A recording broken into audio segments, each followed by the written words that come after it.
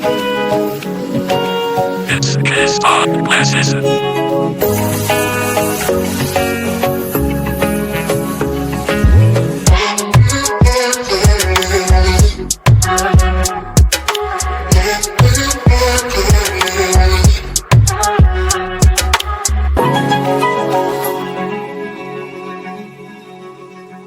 Hello everybody, welcome to another amazing edition of the Gist on Glasses podcast.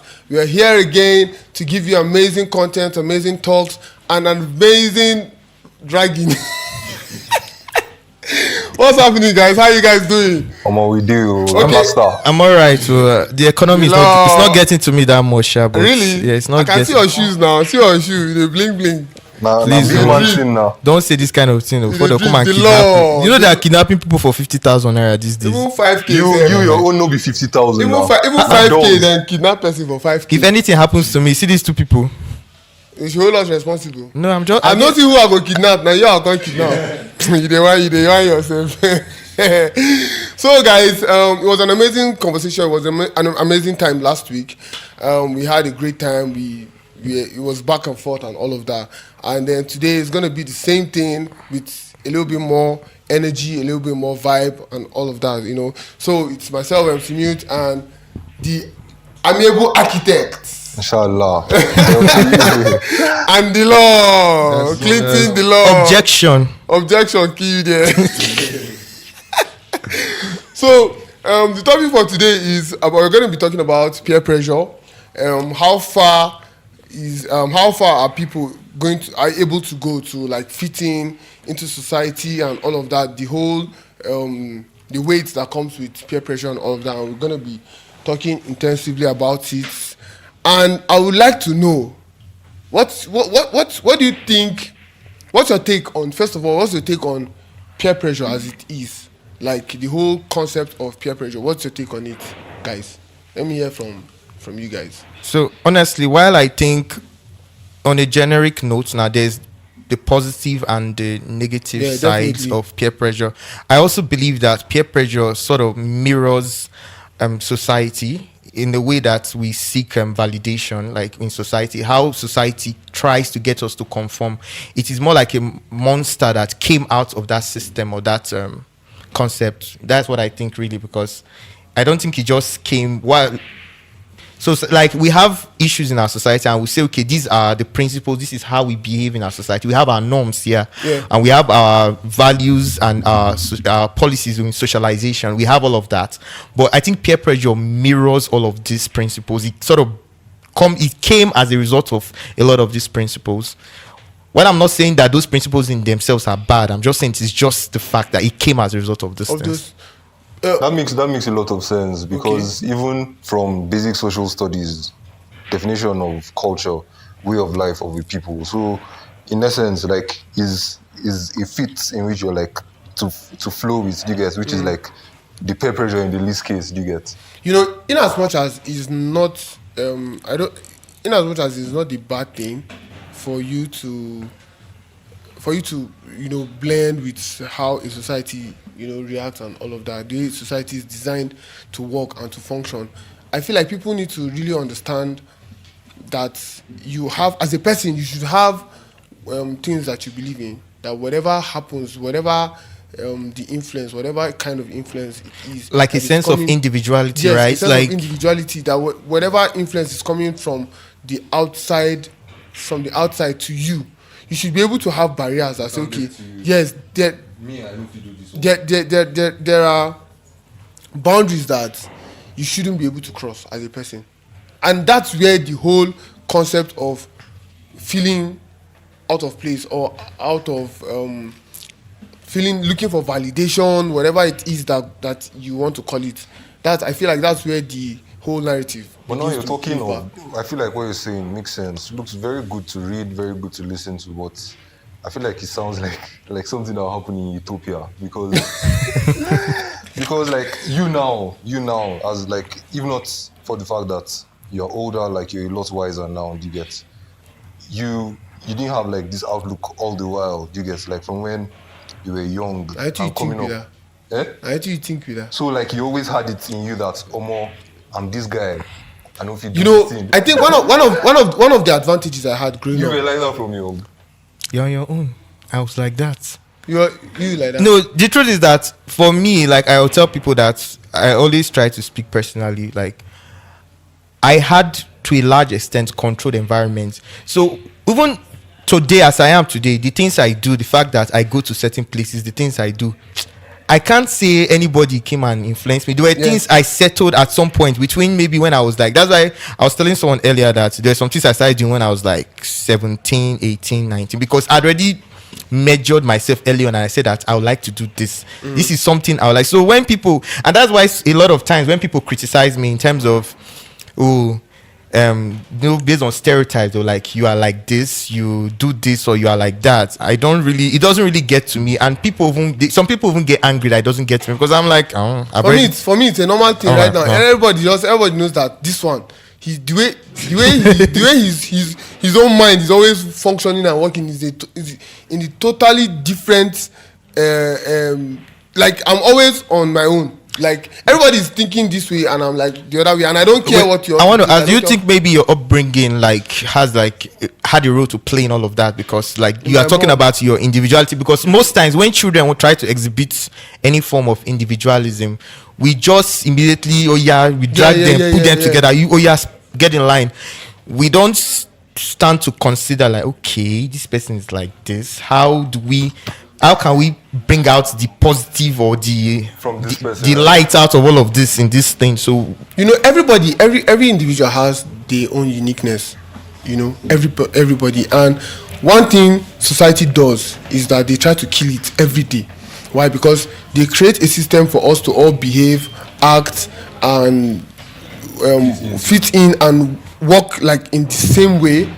So everybody's doing this, they know that, okay, from 0 to this particular age, you're supposed to be doing this. From that particular age to like when you're a teenager, you're supposed to be doing this. From when you become a teenager to like, there's already a structured pattern of how life should be. And I tell whoever decides to say, looks at the system and like, I don't want to fit into this, I don't want to do this, I want to do something different. You now become like, okay, you're now like a wild goose. Like they will just they will drag you. Why are you like this? Why you? And I was going to say that those systems, they are not necessarily bad.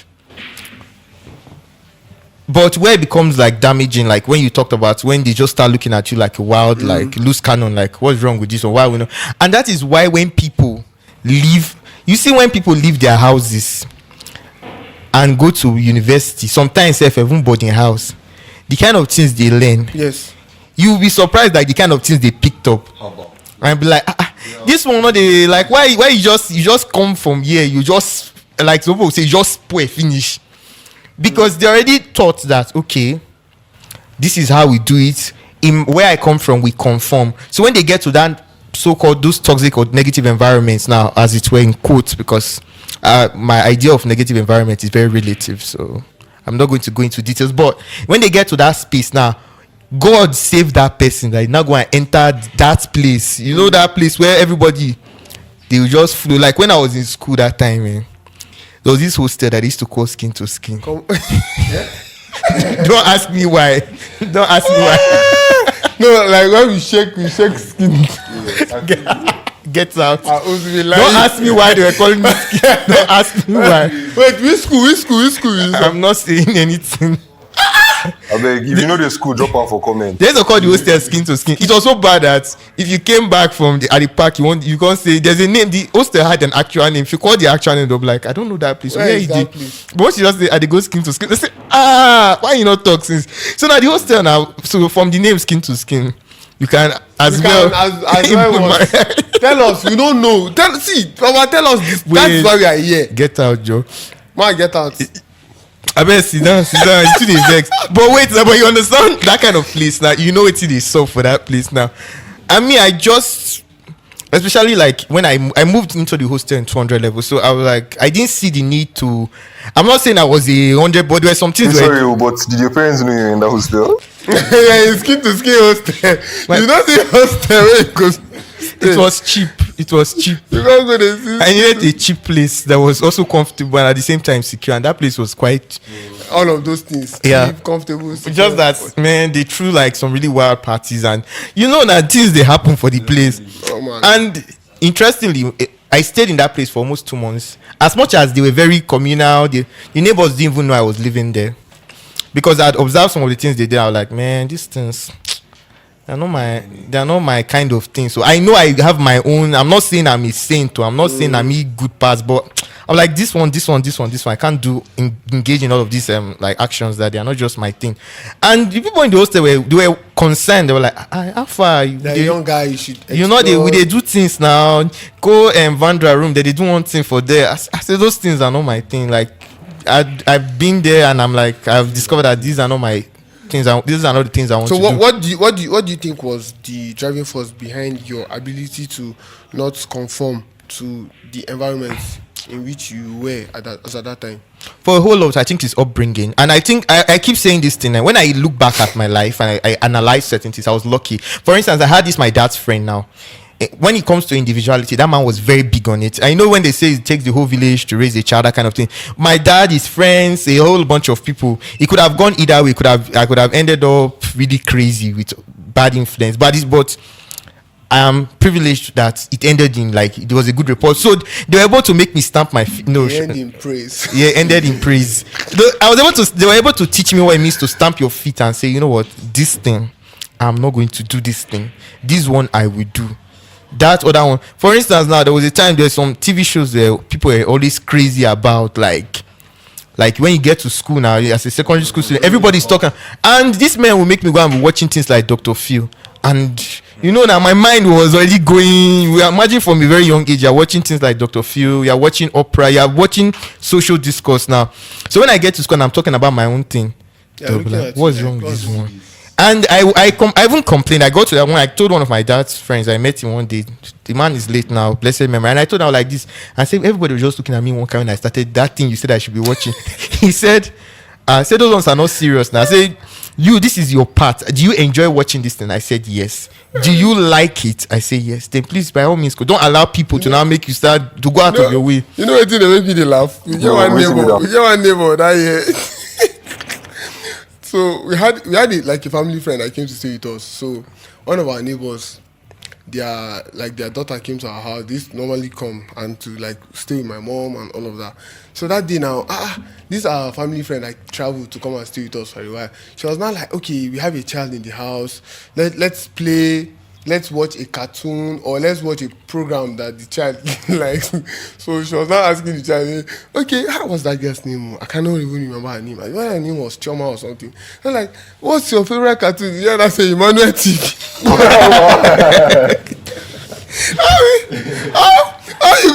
How the kid got to watch Emmanuel TV? Maybe she did say I'm as cartoon.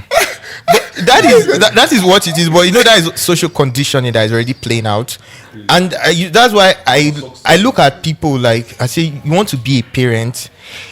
Yes, I know providing in this economy, providing for another human being is hard, but making sure that even for yourself, making sure you nurture the psyche of another human being to ensure that person thinks and acts in a way that at least there's this 80% chance that they will turn out okay. Yeah. It's more work. There's a lot of things. It takes a lot of intentionality, and we forget that. So that's why when some people will say that when they went to school, they went wild. Even till date now, as I am like this, if I leave this city and go to that city, I'll update my mom and say, Mommy, like I'm in this city, this is what I'm going to do there, this is why I'm there, I'm going to be there for this long. But a lot of those people, as soon as they go to school, almost, especially those that those under level students that came to skin to skin when I was the kind of things they were doing. Even me, I cannot do that kind of thing. They worry you now. Just don't worry. Our neighbor place. That's why I meet them. Don't worry. They say na skin to skin. Okay. Almost what do you think?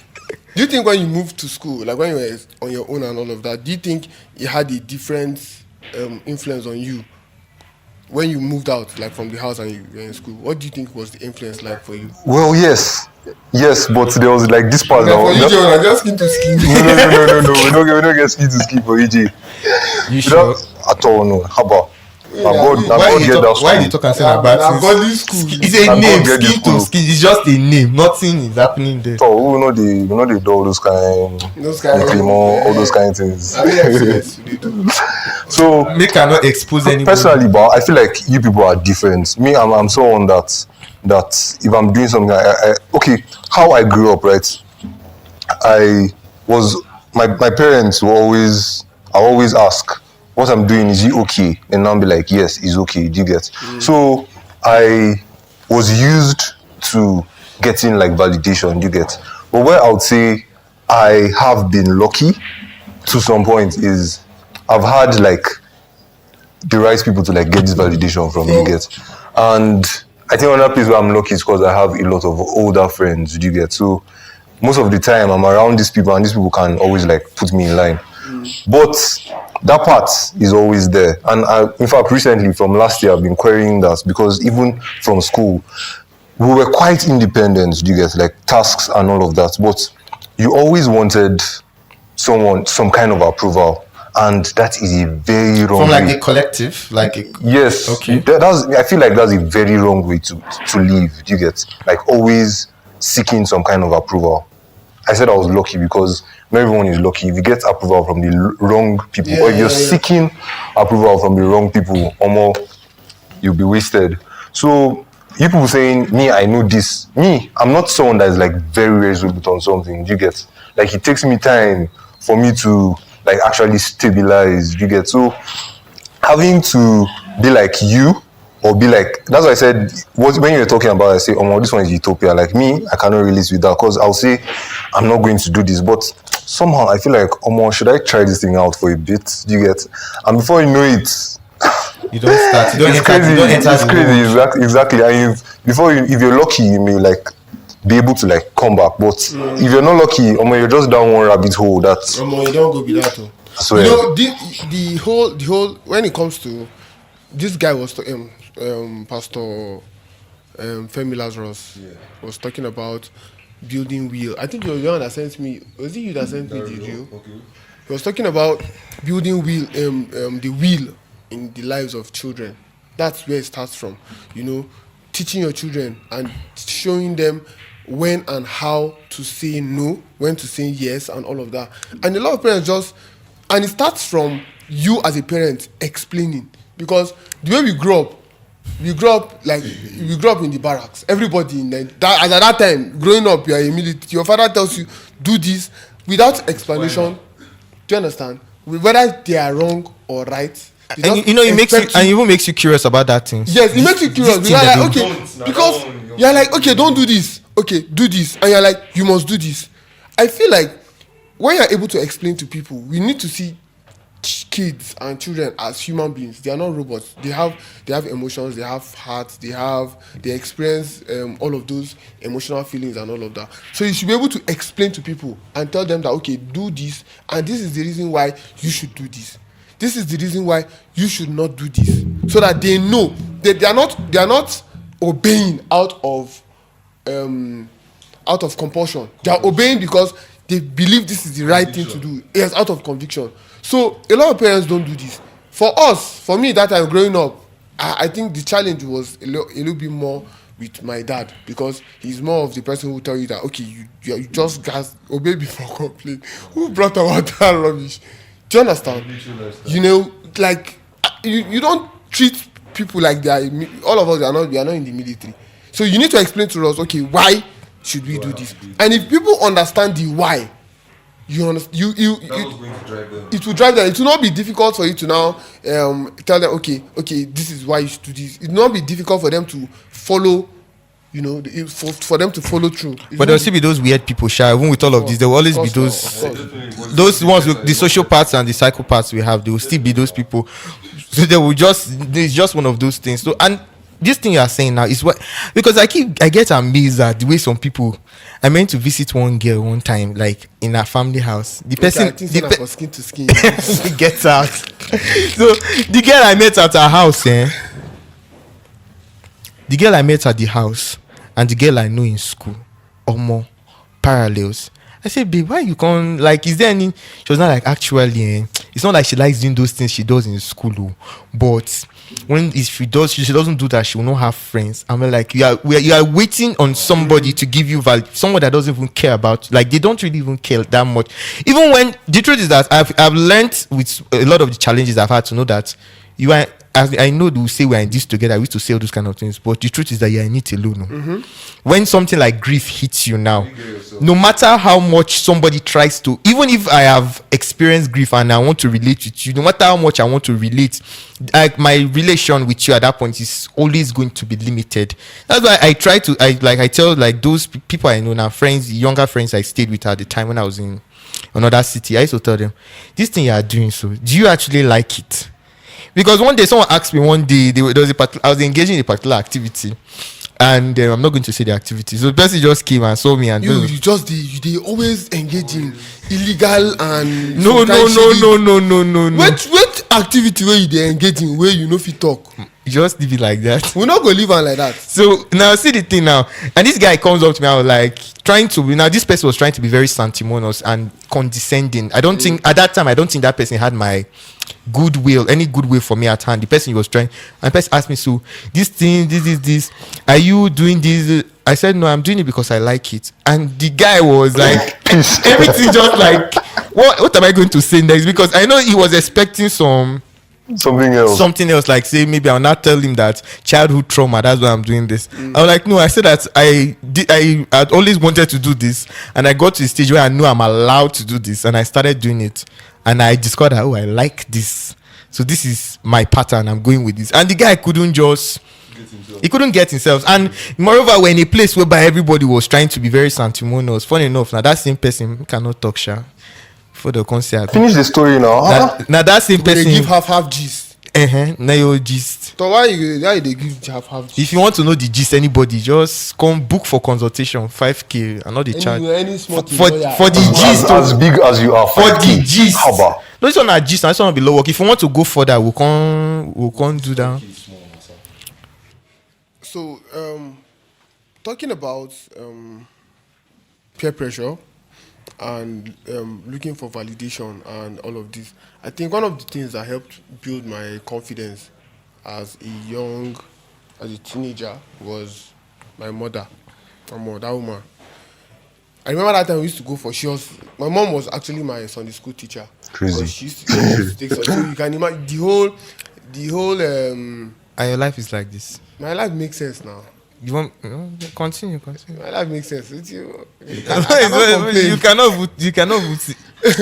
So she used to take us Sunday school, and we used to travel. We used to have like these camps. We used to go to, we used to go for camps, August, summer camps, and all of that. And anytime we travel, like when we travel and we get to the venue for the camps, and before we step out, she like tell us, you guys. These other kids, they are looking at you guys like, because that time we used to come from Zamfara.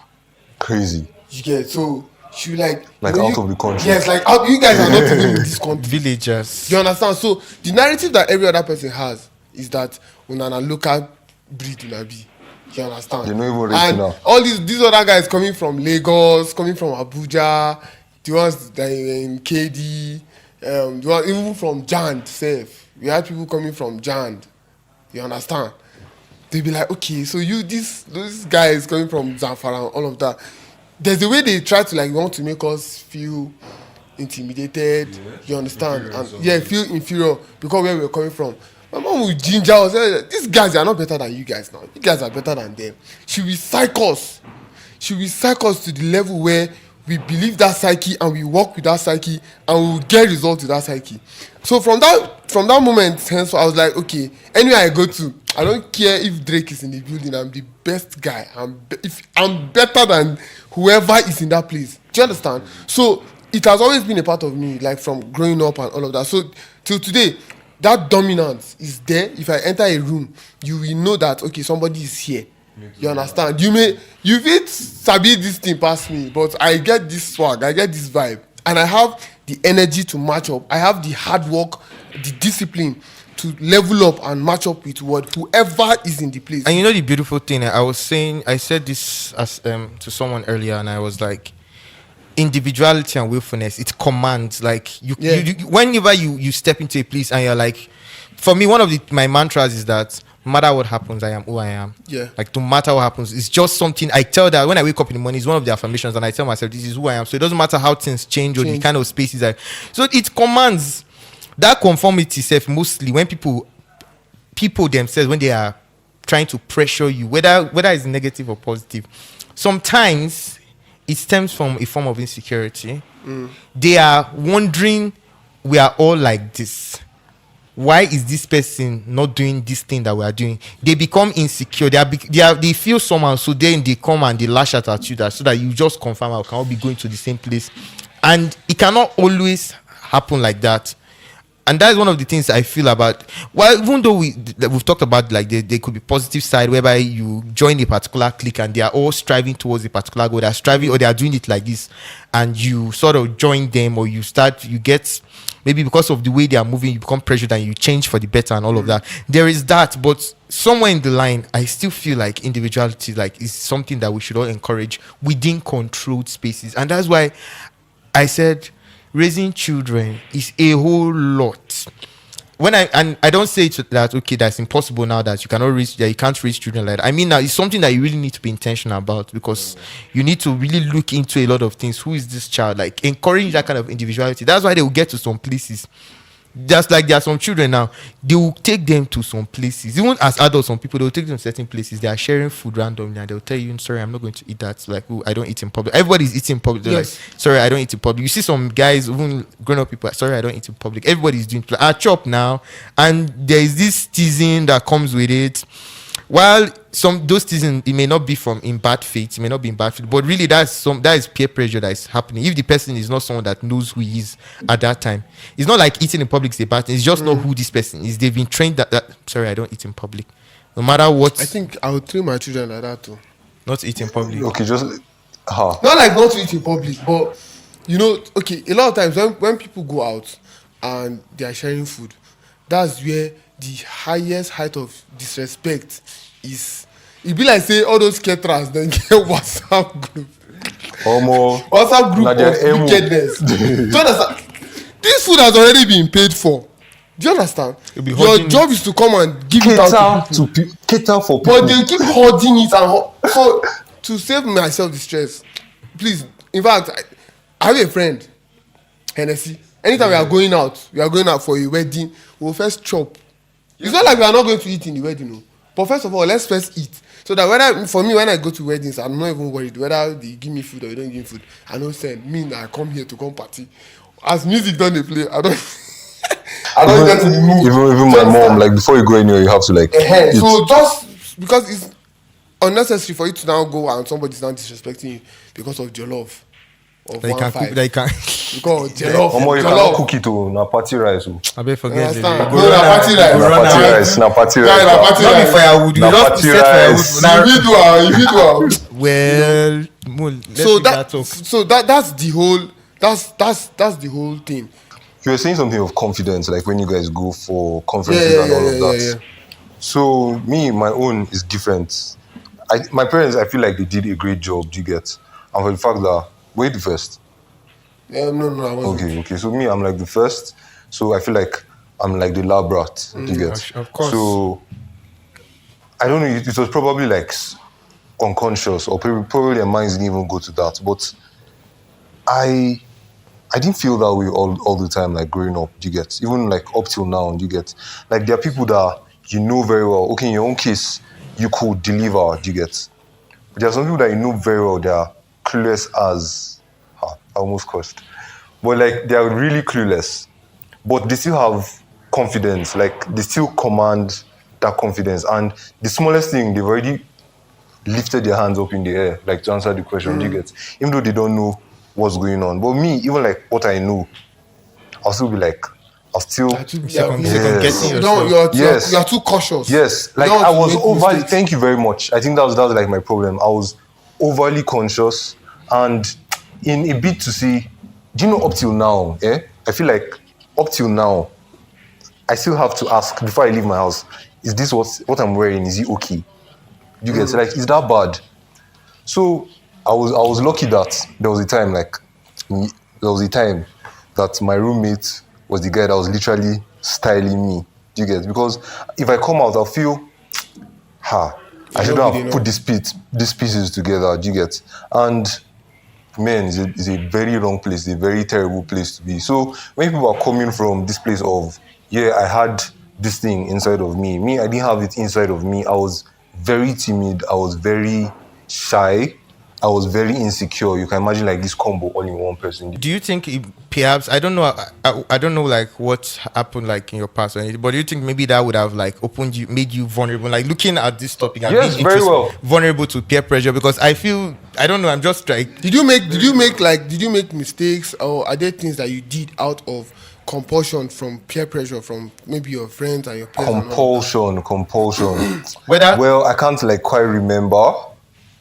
But probably as the conversation is like going on, I'll chip it. A lot of now when we talk about confidence and all of these things, it doesn't mean that you've never been influenced or you've never been pressured to do stuff that you didn't want to do. Do you get? Even me that I'm talking like this, that it was not always like this. Do you understand? Even now that I'm talking, yes, I can be very, very. Anybody that knows me knows that I'm very, very confident. I don't care if I see babe who I like. Even if like Kim Kardashian say I don't like you, I'll go block. Highest you go tell me no. Do you understand? But now, I think we look at peer pressure from negative angles only. Just like the other time, Clinton was saying something about being around a circle of friends, that influence you. Like now, the way I am among now. Do you understand? The pattern me up. Yeah, meeting me to pattern you up. At least Papa, follow Jesus. Look onto Jesus. I will see the least $50. Make you carry me this way. Good. So you get now. We are always influenced and we are always pressured by other people. The most important thing is to be pressured by the right people. You understand? To doing the right things. I don't think there was anything that I did that was wrong, that was out of peer pressure. I cannot remember. No, on many levels, I think when it becomes like when we talk about being pressured by the right people, so to say, most times I don't even think it's really peer pressure, because most times, look at it now, if you as a person has identified your values and you are like, okay, these are my values, then by the time you meet people, like, yes, I'm putting in work to like meet to meet my values, but you now see some people that when you think you are doing this, like when I finish school now, one of the things I used to pride myself is that, man, I can keep late nights, because really I could keep late nights. So when I got to law school, I realized something. If you post on the group at 2 a.m. that you need law officers act, or you are confused about an assignment, you will see the kind of reply. When you have a fish pond, you can't throw something inside the fish. I'm like, all of them sleep. I'm like, everyone like, see this one. People at times say, see this one. We sleep. Don't you know we have this one, we have that one. I mean, those kind of late nights at 2 a.m. I would do that time, maybe 12:30, 1. I'm like, man, I don't want. You see the learn work now. I don't try. And that was what, but coming from where I was coming from, I was like, I don't try. 1 o'clock, like, so I realized that when they were telling me that some person, I now met my friends who I sat with, and some of these ladies I sat with. Then I break it down, like, see the responsibilities you have. You are a subgroup, because then I was a subgroup leader. You have this. You need to be able to meet up, and you still need to read your books. You won't have if you keep sleeping at that time, you won't be able to meet all your goals. And like, you can structure your time like this depending on you. So I don't think that was being pressured. Yeah, I didn't like the fact that I'm like, man, so are you trying to tell me I have to be awake at 2 a.m.? Can you imagine? I didn't really like that. But I'd identified my values, that my goal at that time was to pass law school. And I know that if I follow what they are telling me, because my goals were clear, I want to pass this law school, I want to do my best here. I know if I follow what they are telling me, it will make things a lot easier on the long run, because my individuality, my values were already set and they were already in my head, and I was willing. Nothing was going to. Then people used to invite Shebi Rad, because that law school was a crazy. Now that won't be the real pressure. Imagine you are doing assignments, then you doing, but my papa from your hostel. You are hearing somebody like 10 years old, like you're hearing like Tiwa Savage sing from your hostel, and it was free for us. just go your ID card, they'll let you into Mori Okunola Park, then Lagos. Or is it Echo Hotel? It was closed. Like then it was 15 naira keke to go to Echo Hotel, free shoes.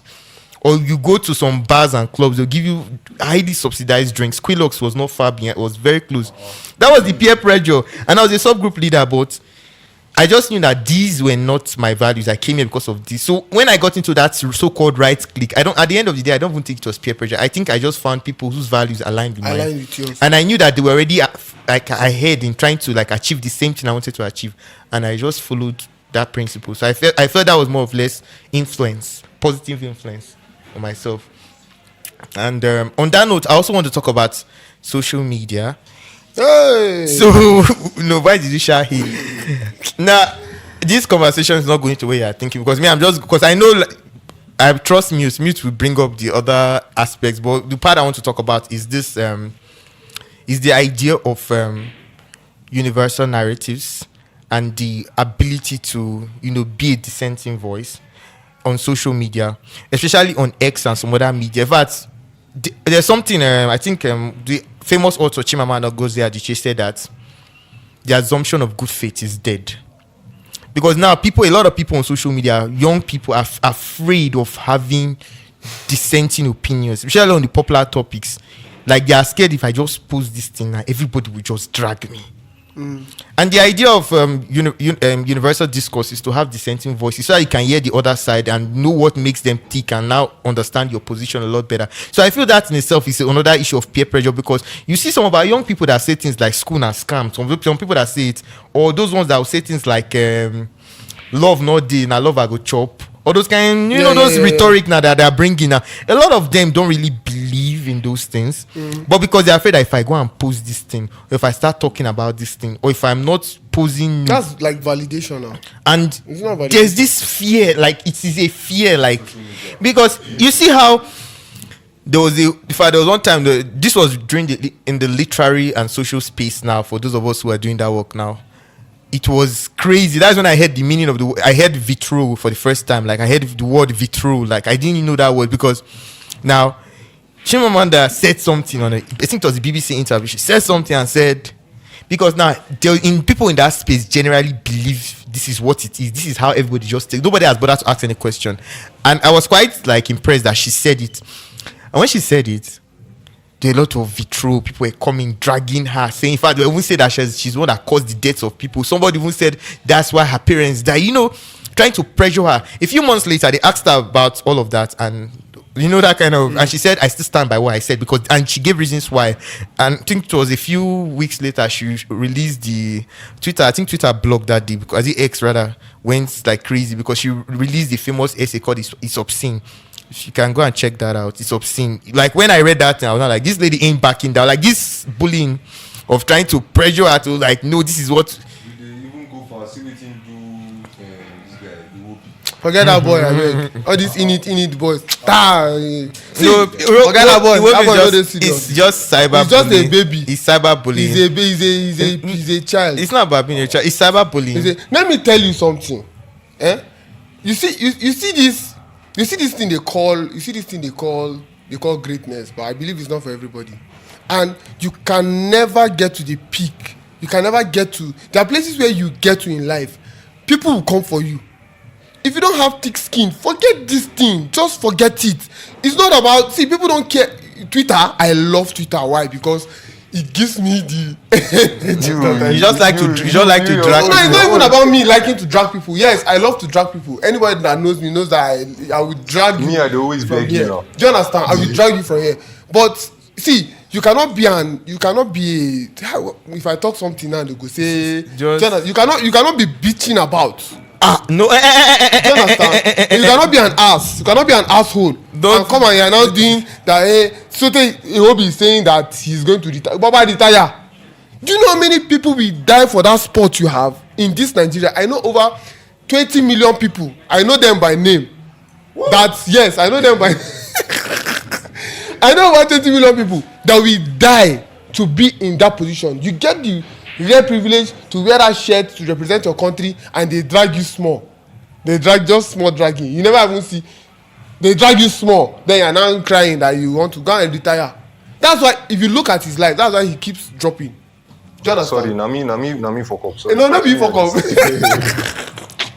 No. But I get what you are trying to say. On social media is dark because whether social media or whether I imagine sometimes I look at people who are celebrities, or no, let me even come to a Nigerian context. Pastors are pastors in Nigeria.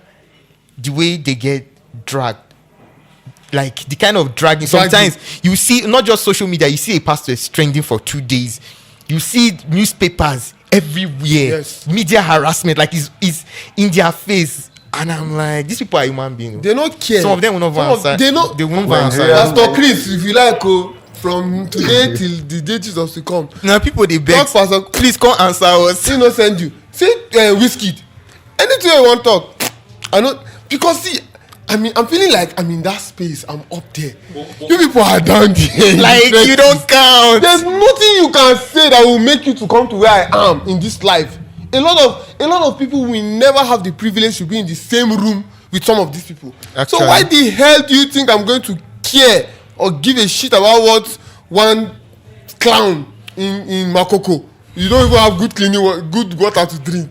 Then you're now coming to now drag. I don't care. You don't send your papa. Which is 100 MB With when 100 MB you borrow for empty. You don't even get like you use I pass my neighbor generator to charge.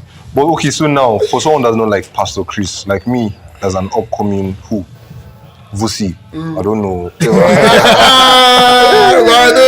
Okay, so now like, cause okay, let me use Vusi as an example. There was a time he made an example of Lexus, and how he described Lexus, and I think he was wrong. Okay. But people were like dragging him. You get?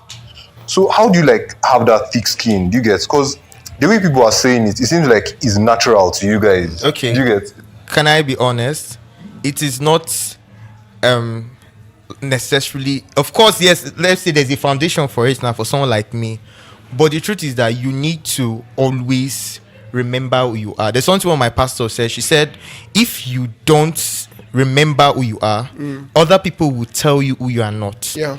So there's the information. Even as we talk about peer pressure now, when we go out and we see people do certain things, people crossing certain lines, and I'm like, I'm still not going to do that. It's because one of the things I do is that I always consume information that relates to those my values and tell me exactly who I am. So I know no matter what, it's not like a one day thing, because these are mine and the information. That's why there are sometimes I tell people, please don't gossip about some people to me, because I know the moment you tell me, no matter how I try to flush it out, I will still keep some of that bias will just be there in my subconscious, and it will affect the way I relate to that person.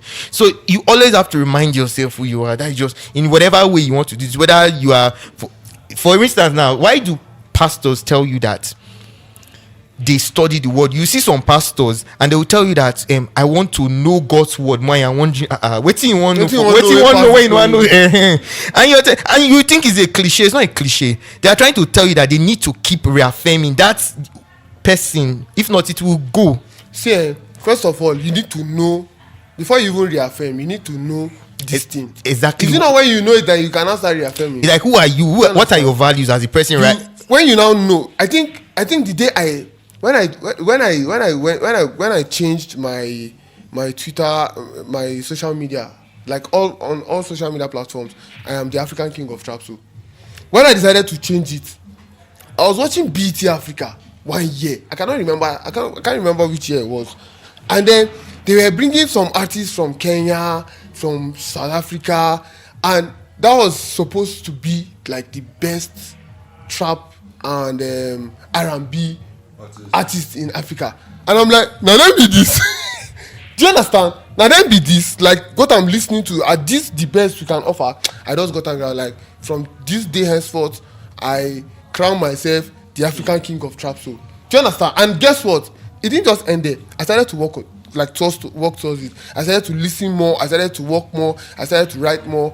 And even before I'm going to become rich and become famous, I've already told myself that this is who I am and this is what I am going to do to get to that place. So I already know, I have a knowing of my abilities, and I know that okay, I need to do this and do that and do that to get to that point. So I'm going to put in the work and put in the effort. There's nothing anybody is going to say that's going to make me feel any less. I just had this light bulb moment, right, as we were talking. So I feel we're in a generation of heightened knowledge. Like there's access to knowledge, like the fastest way you get. But we're still, unfortunately, like the most clueless people. Do you get? So dispensation of smartphones and dumb people. Yeah. So, cause how many people, like out of 10 people now, do you get? Like how many people really know who they are, like, and can really define that this is the person I am, this is the person I want to stay true to being. Do you get? And when you now come to that part, that's where you now see that if you don't know like where you stand, just like how they say, if you don't stand for something, you fall for anything. So me, I've been in that position like for a good part of my life of not like standing for anything. So now I'm trying to like actually have like stuff that I'm holding on to, I'm like living for. Do you get? Because it will just be like the wind.